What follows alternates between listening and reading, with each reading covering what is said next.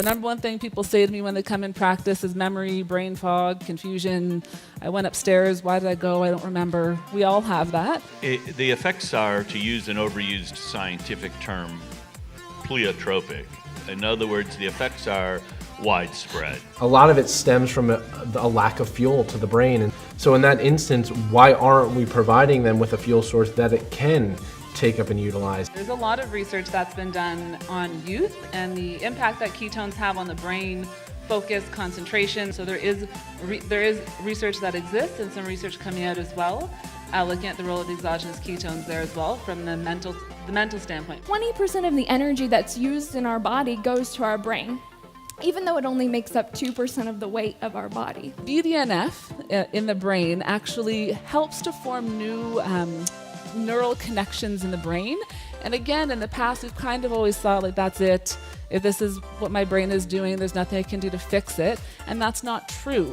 That's what neuroplasticity is all about. We can change how our brain is working and how it's communicating. So this BDNF protein is essential in that function. The ketogenic diet increases the production of brain-derived neurotrophic factor in your brain. This is the factor that allows us to be plastic in our brain to adapt and change. So young people have very high BDNF, and they're very plastic. And as you get older, you get less and less.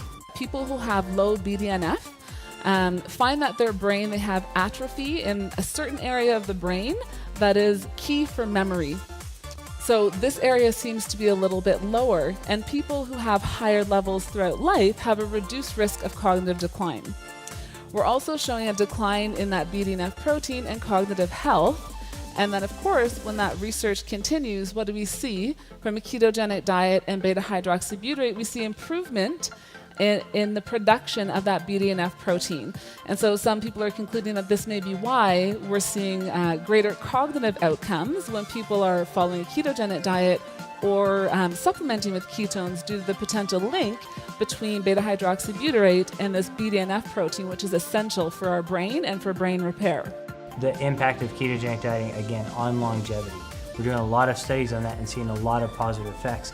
And that's super exciting to me because you can keep people around longer, more fulfilled, and being able to really live their life for a much longer time.